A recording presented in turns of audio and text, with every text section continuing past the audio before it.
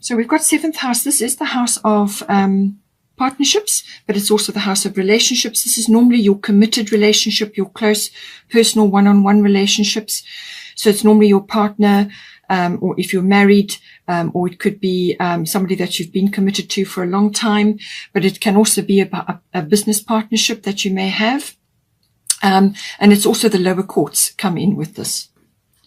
So now with Chiron coming in, and you've got Sekhmet be strong. All of these are yellow colors, so and possibly orange. So this is all about your solar plexus chakra, which is all about your will, your confidence. You know, it's your willpower. It's how you go about things. It's it's your sort of energy to initiate things. It's your will. So now, with Chiron healing, this is very much about obtaining healing in some way, shape or form.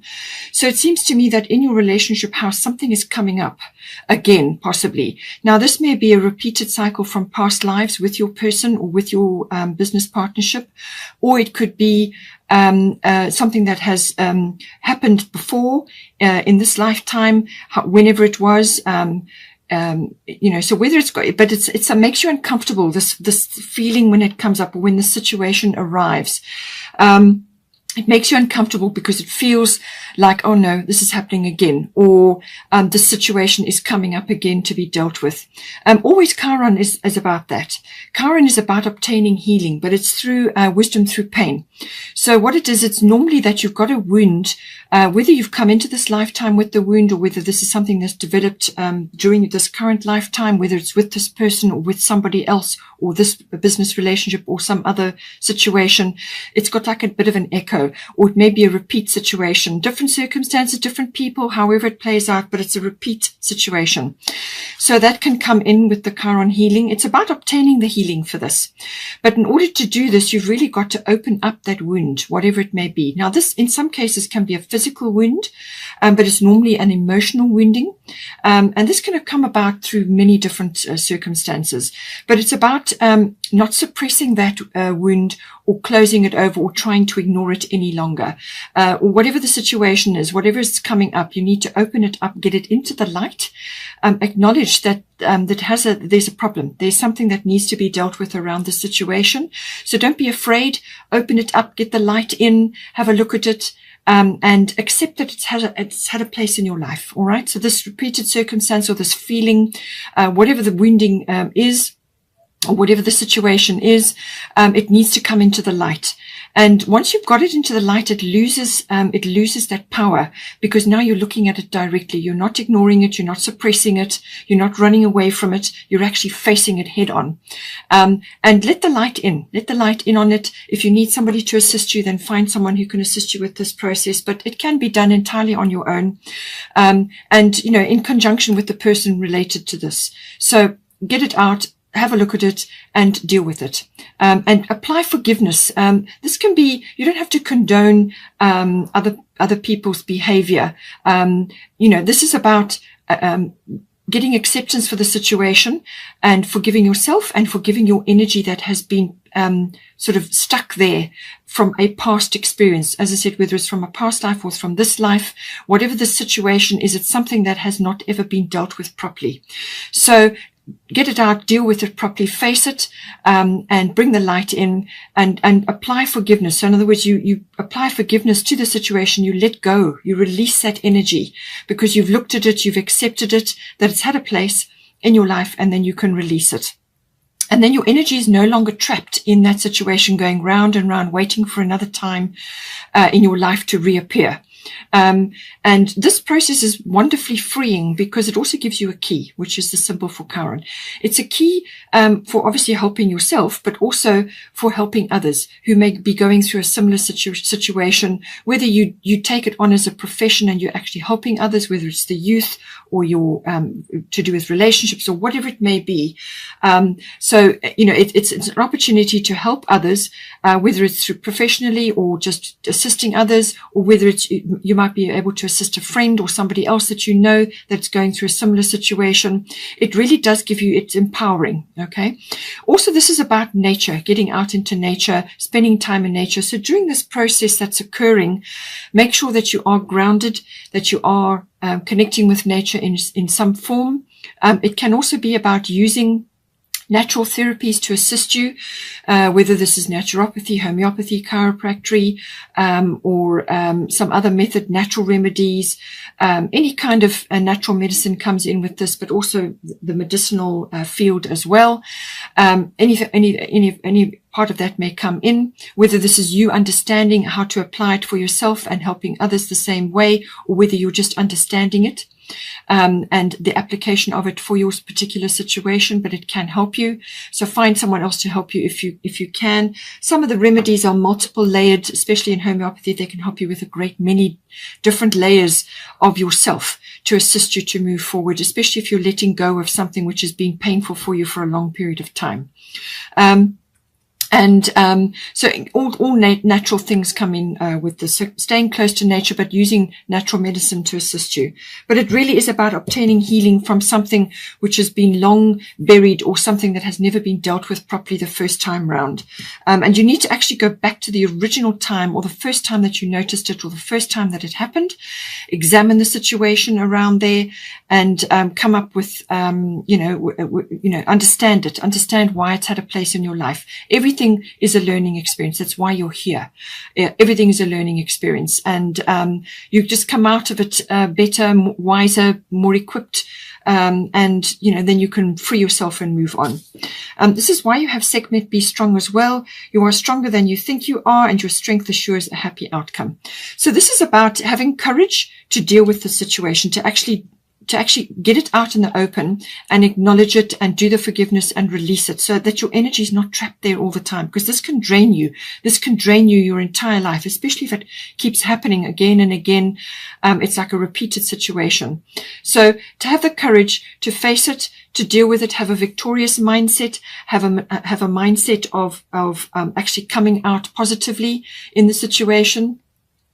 And if you find a natural therapy or a remedy, or somebody who's equipped to assist you in some way, whether it's medicinally or through its natural therapies or natural medicines or whatever it may be, somebody who's equipped, who's qualified to assist you, you may have a few naysayers or skeptics around you who are saying, oh, that'll never work or whatever. You just try. You just go quietly in your own way and find different ways, do different things, find a way, and ignore the naysayers and the skeptics, or whatever the situation is here in your seventh house.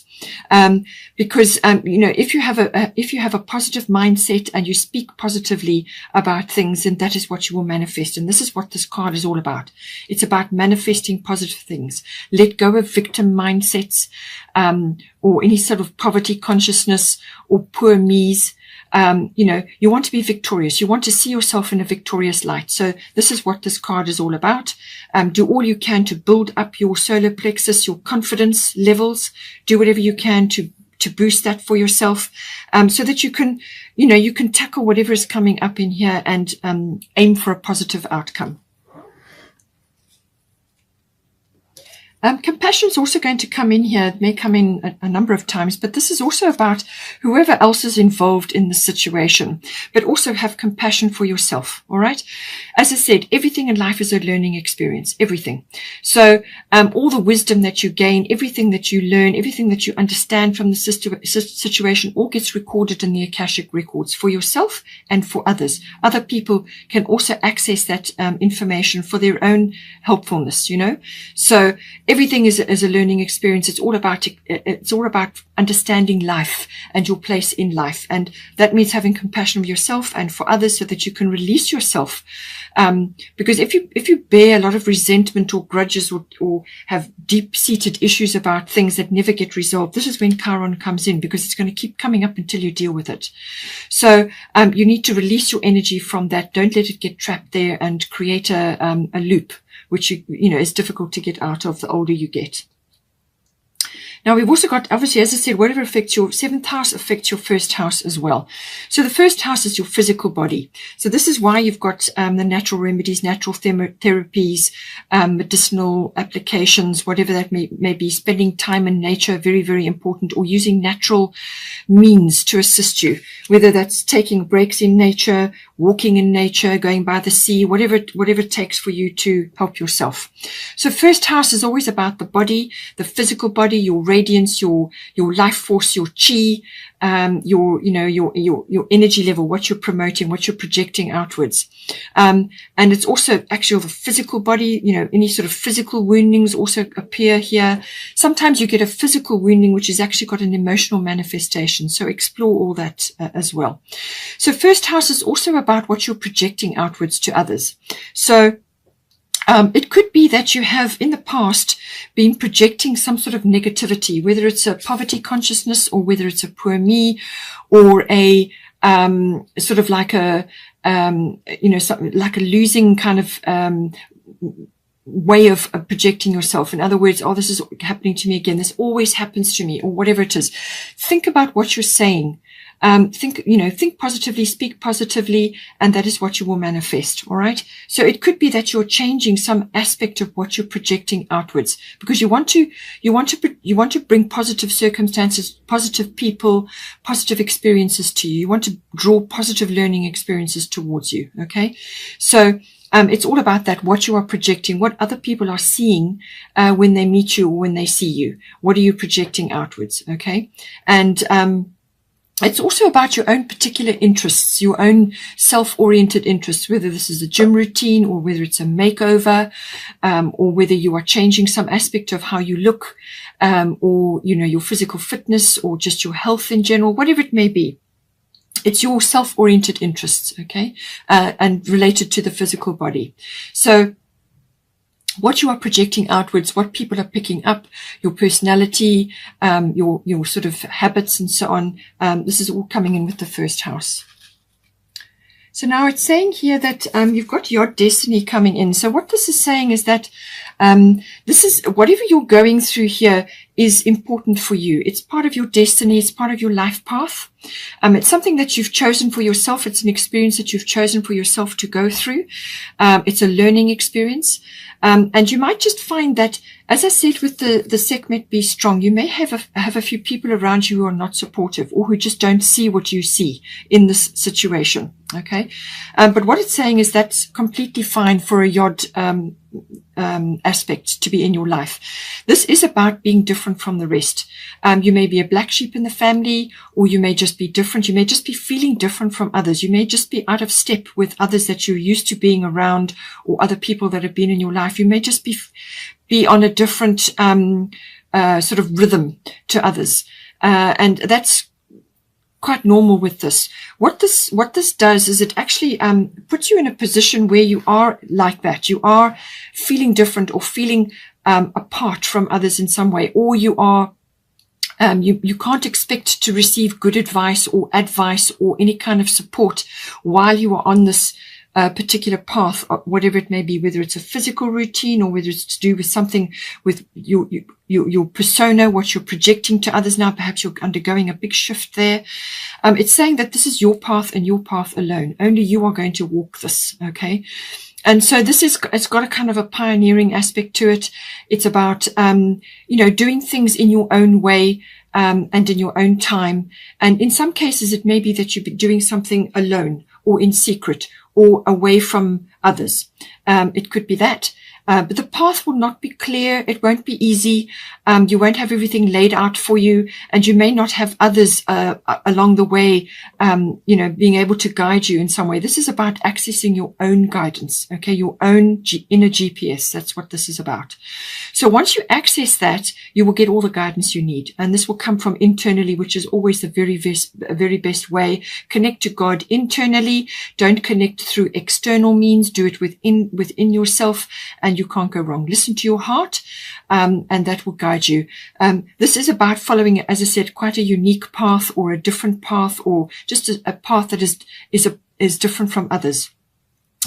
So you may not have a sounding board. You may not have other means of gauging where you are, what's happening. But it's unique to you. It's important that you walk it. You won't be able to avoid it. It's destiny. It's fate.